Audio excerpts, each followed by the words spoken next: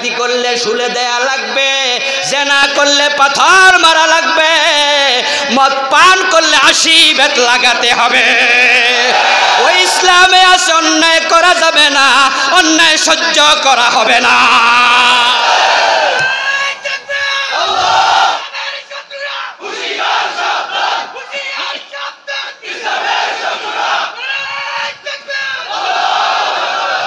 আমার বন্ধু, জান্নাতের রাস্তাটা যদি সহজ হয়ে যেত তাহলে এই রাস্তায় মুনাফিকরা চলতে রাজি হয়ে যেত। এই রাস্তা আল্লাহ একটু কঠিন বানাইছে যেন জালেম ফাসেক ফুজ্জার এই রাস্তায় টিকতে না পারে। তারা পিছলা দেখলে পড়ে যাবে, কাঁটা দেখলে দৌড়ে চলে যাবে, উঁচু নিচু দেখলে থেমে যাবে, মামলা হামলার ভয় দেখালে হক কথা বলা বন্ধ করে দেবে। মামলার ভয়ে, হামলার ভয়ে, জেলের ভয়ে হক কথা বলে না এমন কিছু পীর বুজুর্গ ইমাম সাহেবও আছে না? না, হাজার হাজার বক্তাও আছে যারা মাহফিলে আসে জিকিরের ওয়াজ, নামাজ রোজার ওয়াজ দিয়ে ইসলাম শেষ, মানে ইসলাম 5-6টার ভিতরে শেষ, এর বাহিরে আনে নাই। আমার বন্ধু, যদি শুধুমাত্র নিজেরা নেক আমল করলে জান্নাত পাওয়া যেত, সমাজ নিয়ে দেশ নিয়ে চিন্তা না করা লাগতো, তাহলে আল্লাহর নবীদের মাইর খাওয়ার কোনো দরকার ছিল না। কারণ নবীদের মতো নেক আমল করার সামর্থ্য কোনো মানুষের নাই। সকল নবী মাসুম নিষ্পাপ, জীবনে কোনো গুনাহ করে নাই। উনারা তো মাসুম, উনারা তো নিষ্পাপ, উনারা তো বেগুনা, উনারা তো সবচেয়ে বেশি আমলকারী। তো বাড়িতে বয়া বয়া আমল করলে, মসজিদে গিয়া জিকির করলে যদি জান্নাত পাওয়া যেত তাহলে মাইর খাওয়া কি দরকার ছিল? কোরআন মাজিদ আল্লাহ বলেন, ইয়া আইয়ুহার রাসূলু বাল্লিগ মা উনজিলা ইলাইকা মির রাব্বিক ওয়া ইন লাম তাফআল ফামা বাল্লাগতা রিসালাতাহু। হে নবী, আপনি নিজে বাড়িতে বসে বসে নেক আমল করবেন, জিকির আজকার নামাজ কালাম পড়বেন, আমি আপনাকে এই জন্য রাসূল বানাই নাই। সুবহানাল্লাহ পড়েন। এই জন্য রাসূল বানাই নাই। বাল্লিগ মা উনজিলা ইলাইকা মির রাব্বিক। হে আমার রাসূল, ইন্না আরসালনাকা শাহিদান ওয়া মুবাশশিরান ওয়া নাযীরা ওয়া দাঈয়ান ইলাল্লাহ। আমি আপনাকে দাঈ বানাইছি, মুবাশশির বানাইছি, মুনযির বানাইছি, নাযীর বানাইছি। আপনার রবের পক্ষ থেকে যে মেসেজগুলো আমি আপনাকে দিয়েছি, ওই মেসেজগুলো মানুষের বাড়িতে যাইয়া যাইয়া প্রচার করতেই হবে, জাতির কাছে মেসেজ পৌঁছাইতে হবে। ওয়া ইন লাম তাফআল ফামা বাল্লাগতা রিসালাতাহু। যদি এই দায়িত্ব পালন না করেন, প্রমাণ হবে আপনি রিসালতের দায়িত্ব পালন করেন নাই।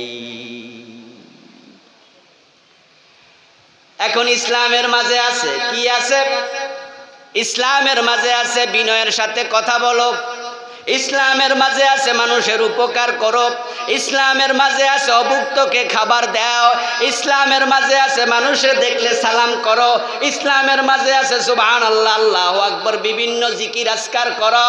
আল্লাহর হাবিব যদি এইগুলো বেছে বেছে মানুষের বাড়িতে বাড়িতে প্রচার করতেন, আবু জেহেলরা রাসূলের কপালে চুমু খাইতো, কইতো বেলাটা তো বড় বালা, হে তো নামাজের কথা কয়, রোজার কথা কয়, সাদাকার কথা কয়, দানের কথা কয়, সালামের কথা কয়।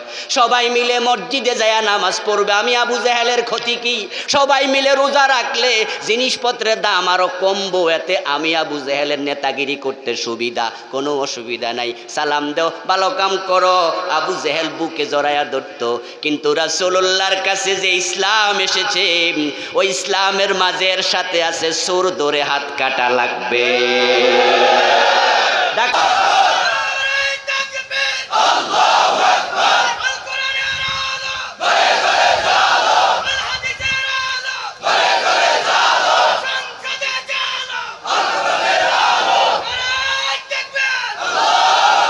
আমার বন্ধু, এখন রাসূলুল্লাহ সাল্লাল্লাহু আলাইহি ওয়াসাল্লাম দাওয়াত দেওয়ার সময় যেগুলো বললে জালেমের গায়ে লাগবে না, বেছে বেছে মিঠা মিঠাগুলা বলছে না, সবটা দাওয়াত দিছে।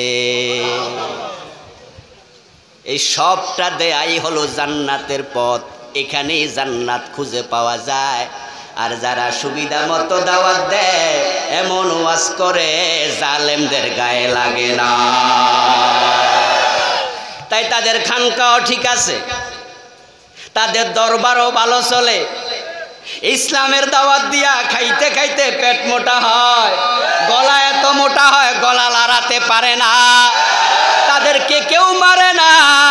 আর যারা পুরা ইসলামের কথা বলে তারা বাড়িতে ঘুমাতে পারে না।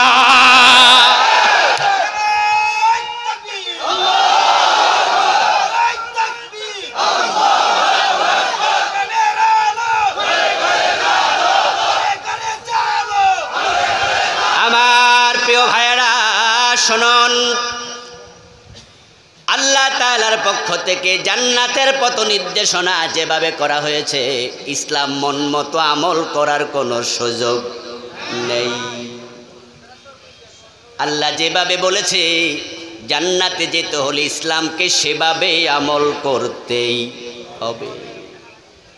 কোরআনে আল্লাহ বলেছেন, কুল ইন আত্তাবিউ ইল্লা মা ইউহা ইলাইয়া ইন্নী আখাফু ইন আসাইতু রাব্বি আযাব ইয়াউমিন আযীম। সুবহানাল্লাহ। হ্যাঁ নবী, আপনি বলুন, উম্মতকে আপনি জানায়া দেন, আমার উপরে যেই ওহী আসে সেটা আমি তোমাদেরকে শুধু মানতে বলি তা নয়, আমি নবী নিজেও মানতে বাধ্য। ইন্নী আখাফু ইন আসাইতু রাব্বি আযাব ইয়াউমিন আযীম।